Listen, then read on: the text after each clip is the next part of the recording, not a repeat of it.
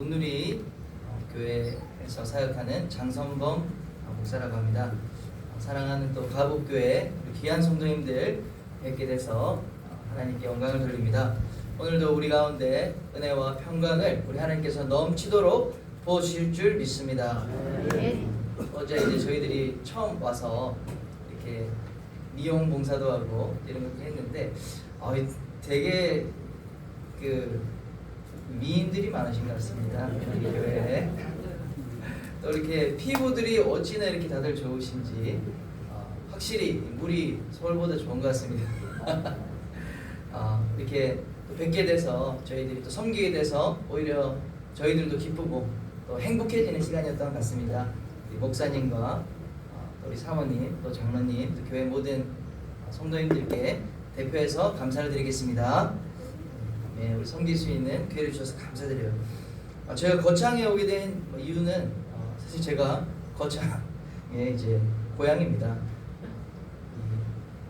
저희 외가댁이 주상면, 임실, 거기가 저희 어머님이 태어나신 곳이고, 제 아버님은 거창읍 상림리 두 분이 만나서 결혼하셨는데, 제가 이제 태어나기는 대구에서 태어나고 이제 나오셨는데, 제가 이렇게 본가가 거창이다 보니까 본토 친척 아비 집으로 제 아버지께서 너는 장손이니 본토 친척을 좀 경험해라 그렇게 하셔서 제가 이제 또 장손 거창 장씨거든요. 제 장씨가 거창 장씨예요. 그래서 거창 알아야 된다.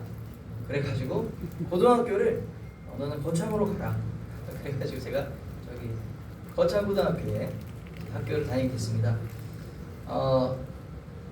그래가지고 거기서 이제 기독교 학교 처음 제가 기독교를 접하고 예수님을 믿게 됐어요. 그래서 저한테는 본토인 그러니까 아버지의 본가인 동시에 영적인 믿음에 제가 예수님을 믿은 영적인 고향입니다. 그래서 더욱더 반갑고 너무너무 좋은 것 같아요. 오늘 나눌 말씀은 기적의 찬양입니다. 여러분 찬양하는 거 오늘도 이렇게 멋지게 찬양해 주시고 또 우리 목사님께서 또 찬양해 주시고 찬양이 충만한 교회 같습니다. 우리 가복교회. 그런데 우리가 일이 잘 되고 기분이 좋고 하나님께 감사할 일이 많을 때 우리가 마땅히 찬양할 수 있습니다. 그러나 거꾸로 얘기해서 반대로 얘기해서 이렇게 질문하면 좋겠습니다. 우리 인생이 안 풀리는 거예요. 하는 일마다 잘 안 되는 거예요. 무화과 나무에 잎이 말라버리고 이 송아지가 없고 그런 궁핍한 상황, 어려운 상황, 억울한 일을 당하는 순간에 우리가 하나님을 찬양할 수 있을까? 이 질문을 여러분께 드려봅니다. 오늘 읽은 성경 말씀에는 바울과 실라라고 하는 두 인물이 나오는데요. 그가 하나님을 한밤중에 찬송했다가 나옵니다. 그렇죠? 근데 어디에서 찬송했나요? 교회에서? 교회가 아니고 감옥에서 감옥에서 찬송했습니다. 감옥에 어떤 상황일까요? 바울과 실라가 지금 감옥에 간 이유는 이 선교여행, 전도여행, 우리 아우니치를 간 거예요. 근데 그곳에서 처음 만나는 한 여자아이를 만났는데 이 여자아이가 점 치는 아이였습니다. 그런데 점을 어떻게 치냐? 귀신이 들린 거예요. 귀신 들려서 점 치는 능력이 있는 겁니다. 그것을 딱 알아보고 바울이 귀신을 내쫓아 준 거예요. 예수님의 이름으로. 할렐루야. 그래가지고 귀신이 내쫓이고 그 아이가 회복되고 이제 정상이 되니까 문제는 점치는 능력이 사라진 거예요. 점치는 능력, 무당이 이제 구술해야 되는데 이 귀신이 떠나고 나니까 더 이상 점괘를 알 수가 없는 상황이 된 것입니다. 그래서 이 여인의 주인이, 이 종의 주인이 점을 통해서 돈을 벌었는데 이제 더 이상 점을 못 치니까 돈을 못 버는 거예요. 돈 버는 이 지금 이 비즈니스를 뺏어갔다는 거죠. 그래서 화가 나서 사람들에게 고발하고 그래서 이 매맞음 당하고 결국에는 체포돼서 감옥에까지 투옥된 거예요. 그 밤에 매 맞고 감옥에 투옥되어 있다고 하면 어떤 상태일까요? 온데 피가 나지 않겠습니까? 피와 이 치료가 안 돼가지고 말라붙어서 또 먼지와 여러 가지 또 손목이 묶이고 발목이 묶이고 상상만 해도 너무나 두렵고 너무나 무서울 것 같아요. 거기서 내가 어떻게 될지 누가 압니까? 그 지하 감옥에 차가운 감옥에 내가 아무리 외쳐도 나 한국 사람입니다. 더 이상 아무도 나를 해주지 않는 그런 상황, 연락할 수도 없는 그런 상황, 그런 상황 가운데 바울과 실라가 찬양했다는 것이 중요한 포인트입니다. 이 잠자는 잠을 청해야 되는데 잠이 안 오겠죠. 근데 이렇게 생각되지 않습니까? 보통 일반적으로 어려움이 닥치면 우리가 어떻게 반응하죠? 또 두 명이 있었어요. 바울과 실라. 이거 도대체 누구 때문이야? 두 명 있으면 책임을 소재를 찾지 않습니까? 아니 괜히 그 여자애 그냥 지나가면 되는데 괜히 기도해가지고 귀신 쫓아가지고 우리 지금 선교팀이 이렇게 더 이상 선교를 못하고 있지 않느냐. 바울 너 왜 그랬어? 이러지 않았을까?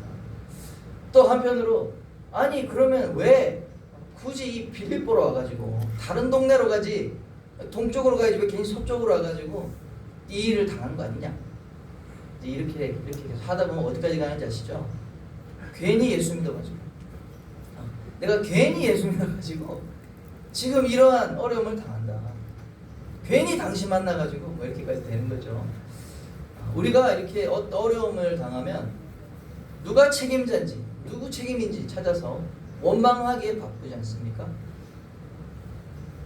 그런데 놀랍게도 성경에는 하나님을 위해서 선한 일을 하고 좋은 일을 해도 칭찬이 돌아오는 것이 아니라 고난이 찾아올 수도 있더라 라는 것을 우리가 기억했으면 좋겠습니다. 마태복음 5장에도 예수님이 너희가 나 때문에 욕을 당하고 박해를 받고 거짓으로 너희를 거슬려 악한 말 할 때에 너희가 복이 있다. 천국이 너희 것이다. 이런 약속의 말씀 주셨습니다. 여러분 우리가 선한 일을 하다가도 어려운 일 당해도 여러분 하나님 기억하시는 여러분 되시길 축원합니다. 근데 바울과 실라가 이 원망과 불평 할 법한데 위대한 결정을 내리죠. 그것은 우리를 감옥으로 인도하신 하나님을 찬양하는 것이었습니다. 제가 아주 좋아하는 찬양인데요. 찬양하리라는 찬양이었어요. 찬양하리 목소리 높여 찬양하리 내 마음 확정됐네 찬양하리 모든 상황 속 주만 경배하리. 후렴도 이어지는데요. 후렴은 이따가 하겠습니다. 사랑하는 성도 여러분, 우리 믿음이라는 것이 무엇입니까? 눈앞에 펼쳐지는 여러 환경과 상황이 있습니다. 근데 그 환경과 상황, 폭풍이라고 하는 그 상황보다도, 환경보다도, 변수보다도, 내 인생의 위협보다도 더 크신 하나님을 인식하는 것이 믿음입니다.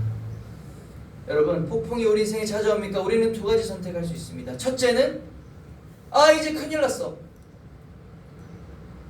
난리 났어. 이제 우리 폭풍을 겪어야 돼. 우리는 이제 큰일 났어 하고 두렵고 원망하고 폭풍을 맞이하는 것입니다. 두 번째 선택은 뭐가 있습니까? 폭풍을 허락하신 선하신 하나님을 찬양하는 것입니다. 하나님, 폭풍이 오지만 폭풍 가운데 우리를 지켜주실 것을 믿습니다. 폭풍을 통해 새로운 일을 행하실 하나님을 찬양합니다. 그렇게 찬양하며 하나님을 찬양하며 폭풍을 맞이하는 것입니다. 바울과 실라는 두 번째 선택을 했기에 위대한 선택을 했다는 것입니다. 찬양하기. 감옥에 갇혀있는 그 가장 비참한 순간에 가장 절망적인 상황에 하나님을 찬양하기로 결정했습니다. 우리 25절 말씀 한 번 더 성경 있으신 분들 읽어보겠습니다. 한밤중에 바울과 실라가 기도하고 하나님을 찬송하며 죄수들이 들더라. 할렐루야. 그렇게 바울과 실라가 기도하며 하나님을 찬송하는 위대한 결정을 내렸습니다. 그러자 갑자기 예상치 못한 일이 일어나기 시작했습니다. 26절입니다. 26절도 읽어보겠습니다. 이에 갑자기 큰 지진이 나서 옥터가 움직이고 문이 곧 다 열리며 모든 사람의 메인 것이 다 벗어진지라. 아멘. 갑자기 하필 찬양하는 그 밤에 큰 지진이 났어요. 감옥이 막 흔들리는 겁니다. 그러니까 문이 옥문이 비틀리면서 열려버리고 또 수갑과 우리 발목에 차 있는 착고가 다 풀어지는 기이한 일이 일어났습니다. 여러분, 이것이 절묘하게 우연의 일치일까요? 아니죠.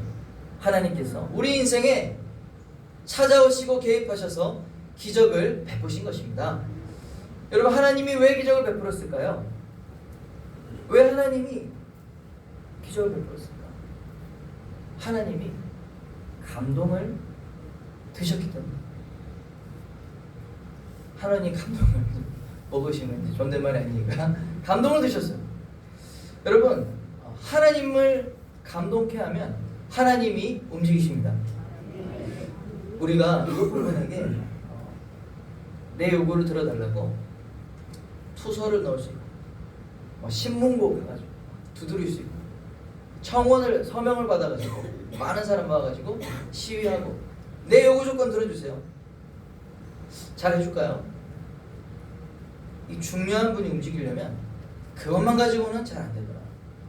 그리고 중요한 나라의 정치를 결정하는 사람을 움직이는 데 있어서도 중요한 포인트는 감동입니다. 이 감동적인 스토리가 있어요. 감동을 드시면 먹으면 결정이 됩니다. 하나님 아버지도 우리가 감동케 할 수 있어요. 뭘로? 바로 찬양. 여러분, 찬양으로 우리 하나님 아버지를 감동시킬 수 있다. 놀라운 하나님의 말씀입니다. 사랑하는 여러분, 우리 삶에도 이 감옥에 갇힌 것처럼 답답한 상황이 혹시 있지 않습니까? 그때가 바로 하나님에게 이 감동을 시켜드릴 수 있는 결정적인 타이밍입니다. 기회의 때입니다. 우리의 믿음을 하나님께 인정받을 수 있는 절호의 기회입니다. 히브리서 11장 6절 말씀에 믿음이 없이는 하나님을 기쁘시게 하지 못하나니. 믿음이 없이는 하나님을 기쁘시게 못한다고 성경에 이렇게 있습니다. 다시 말하면 하나님은 우리의 믿음을, 우리의 믿음의 고백을 기쁘게 받으신다는 거죠.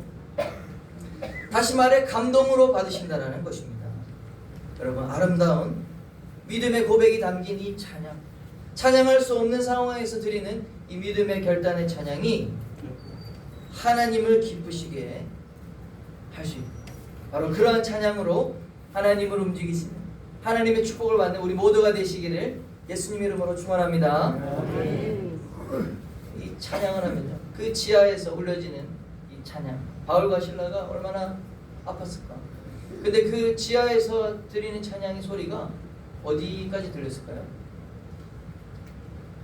옆에 있는 이 사람들, 같이 죄인으로 투옥된 사람들에게 들렸을 것이고, 또 이 간수들과 또 이러한 이제 사람들 뿐만 아니라 이 벽을 타고 그 소리가 하늘을 향해서 가는 거예요. 하늘을 향해 하느님의 보좌까지 이 감동의 소리가 닿는 겁니다. 그리고 우리 하나님 아버지께서 이야, 이렇게 어렵고 억울한 상황에도 여전히 원망하지 않고 입술로 하나님 앞에 죄짓지 않고 하나님을 인정하고 하나님을 찬양하고, 그리 아니하실지라도 하나님 그 신앙을 지키는 그 믿음을 통해서 하나님이 그냥 감동받아. 하나님 마음이 녹아진 겁니다. 그래서 하나님께서 이 땅에 갑자기 한밤중에 즉각적으로 풀어내시는 놀라운 기적이 일어난 것이죠. 제 간증입니다. 제가 아까 말씀드린 것처럼 고등학교 때 거창에서 예수님을 믿었던 저희 부모님이 예상하지 않은 그런 이제 원래 그 예수님 믿으라고 보낸 건 아닌데 예수님 믿고 제가 또 막 뜨겁게 믿다 보니까 이 대학도 그렇고 아버지가 이제 기계 쪽 관련 일을 하셔서 기계공학과를 가기 원하셨습니다. 그런데 제가 또 경북 포항 시골에 있는 또 기독교 학교로 가겠다고 막 고집을 부려가지고 엄청나게 싸우다가 결국에는 이제 제 뜻대로 이제 하게 됐고, 대학 가서도 열심히 선교활동 다니고 졸업하고 또 1년 동안 선교사로 중동에 가서 갔다가 또 돌아오자마자 또 성교단체에서 간사로 일했어요. 하나님 만나고 나니까 하나님 위해서 살고 싶고 또 선교사가 되고 싶었습니다. 그래서 선교단체 당연히 일하는데 기뻤어요. 근데 시간이 가면 갈수록 점점 어려움이 찾아왔습니다. 이제 20대 후반이 되니까 모아둔 돈이 하나도 없어요. 그리고 선교단체에서 간사로 일하면 월급을 안 줍니다. 월급 없이 교통비만 10만원, 10만원도 거의 못 받았습니다. 잠자는 곳과 이제 밥을 줘요. 그래서 이제 거의 뭐 이렇게 먹고 자는 것만 해결해가지고 살다 보니까 이제 점점 현실에 대해서 이제 깨닫게 된 것이죠. 그러다가 이제 제가 전문인 선교사가 되고 싶어서 직장 생활 해봐야겠다. 이제 직장을 가봐야겠다. 그래서 이제 회사에 처음으로 취직을 해보게 됐는데, 그러니까 그때 더 이제 절실하게 현실을 깨닫게 됐습니다. 취직했다고 하니까 교회의 어떤 그 누님께서 귀신같이 알고 밥을 사주고, 이게 밥을 얻어먹고 나니까 이제 보험을 하시는 누님이었는데 귀신같이 알고 귀신같이 와서 이제 보험을 들어야 된다. 이제 직장을 하니까. 그래가지고 이제 보험을 이렇게 서류를 작성을 하는데 그 월 급여를 이렇게 먹고 그때 이제 인턴으로 100만 원을 받았어요. 근데 그거를 딱 보더니 야, 이래서 어떻게 사니? 이러더라고요. 제가 또 젊은 것도 아니죠. 근데 그때 이제 충격을 받고 돌아오는데 너무 마음이 너무 맞는 말이거든요. 그래서 착잡한 마음으로 또 그때 이제 교회 그 형님이랑 같이 살았는데 원룸 총장님 우리 원룸 같이 살았는데 하필 그날 딱 가니까 엄청 작은데 더 작게 보여요. 그래가지고 그전에는 열정이 있었거든요. 하나님의 나라 선교사 이러면서 외쳤던 그 믿음이 막 사라져가고 객관적인 저의 모습이 이제 보이기 시작했습니다. 29살에 이제 직장에 인턴을 시작했는데 돈이 없고 선교사 될 수 있을까? 과연 결혼을 할 수 있을까? 내 인생이 이제 앞으로 어떻게 될까? 막 이런 생각이 드는데 또 1년 전쯤에 신학교도 가고 싶은 생각이 있었는데 부모님이 우리 집안에 절대 종교에는 인정할 수 없다 해가지고 반대하니까 가족의 도움을 못 구하잖아요. 그래서 이제 이것저것 아무것도 안 되는 거예요. 그래서 내가 속았구나라는 생각까지 들더라고요. 주님의 부르심이고 하나님 기뻐하신 일이라고 왔는데 제 모습을 보니까 나 스스로도 책임질 수 없는 그러한 어떤 형편을 보고 그날 기도했는데 하나님 앞에 좀 서럽게 기도했던 기억이 있습니다. 그리고 그 주일에 이제 교회를 그래도 가야죠. 청년부 예배를 갔는데 또 온누리 청년부를 잘 다녔어요. 그래서 아까 불렀던 그 찬양이 나오는 거예요. 후렴이 이렇게 됩니다. 폭풍이 날 향해 몰려와도 슬픔과 역경 날 덮어도 주 약속 날 인도하시리 주만 경배하리. 이 주 약속 날 인도하시리 이렇게 찬양하는데 막 눈물이 나는 거야. 눈물이 막 콧물이 나고 펑펑 울었습니다. 그 시편 84편에 보면은 그런 말씀이 있거든요. 주님의 궁정에서 한 날이 다른 곳에서 첫날보다 낫고 악인의 장막에 산 것보다 나으니 내가 하나님의 성전 문지기로 있는 것이 좋습니다. 하나님을 위해서, 주님을 위해서 내가 비록 세상에 인정받지 못하고 우리 가족으로부터 인정받지 못하고 친구로부터 인정받지 못하는 그런 문지기 같은 삶을 산다고 해도 어떠냐? 주님 어떤 모양이라도 하나님께 쓰임만 받을 수 있으면 저는 그것만으로 족합니다 라는 고백이 나오더라고요.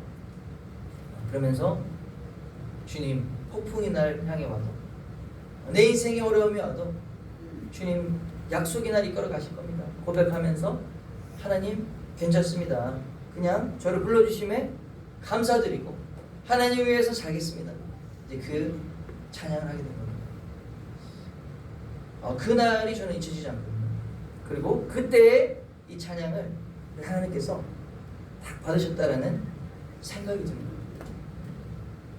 사랑하는 여러분, 혹시 고난과 환난 가운데 계십니까? 내가 생각하는 대로 일이 되지 않아서 답답하게, 또 여러 가지 여러분 해결되지 않는 문제가 있습니까? 우리 하나님을 신뢰하시고 감사하며 찬양을 오히려 드리시는 여러분 되시길 축원합니다.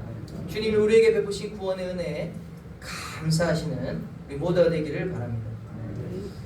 놀랍게도 그 이후에 하나님이 저를 인도를 해주시는데 1년 후에 해외 파견 나가는 직장에 가게 됐습니다. 취업을 하게 됐습니다. 아프가니스탄이라고 하는 나라에 1년 동안 일을 했는데 그 위험 지역, 전쟁 지역, 그러니까 다 안 가려고 하니까 위험 수당을 많이 주는 그런 지역이고, 저는 아프간에 선교를 가려고 했기 때문에 그래갖고 이제 가게 됐는데 월급을 많이 받았고, 또 교회에서는 아프가니스탄 선교 간다고 선교사로 또 보내주는 거예요.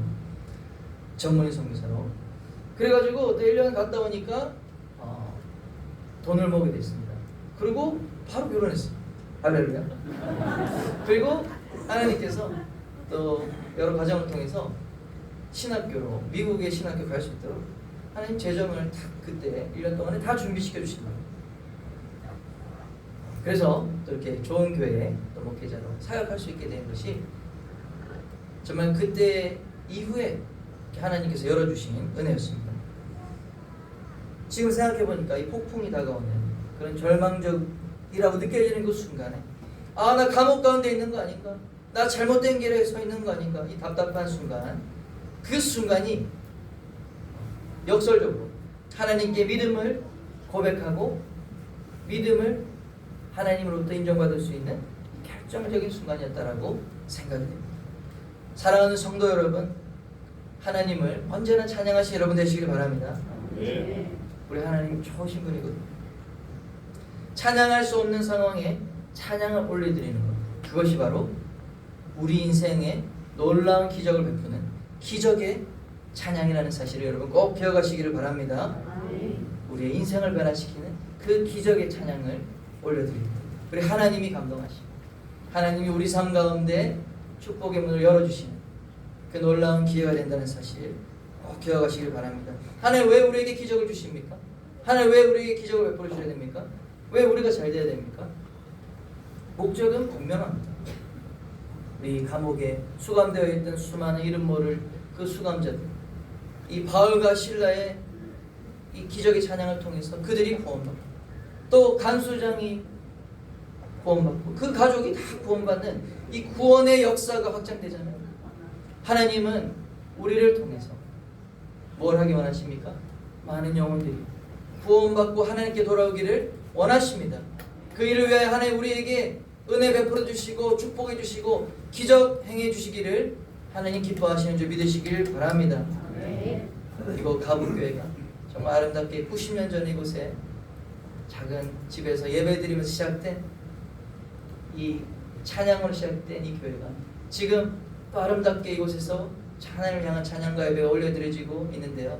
이곳에서 정말 이 기적의 찬양이 날마다 부르러져서 이곳에 있는 많은 영혼들이 주님께 돌아오는 그런 놀라운 구원의 역사가 있기를 예수님의 이름으로 축원합니다. 아멘. 그렇게 하나님의 나라가 확장되는 그 통로로 우리 모두가 쓰임받기를 예수님의 이름으로 축원드립니다. 기도하겠습니다. 하나님 은혜 감사합니다.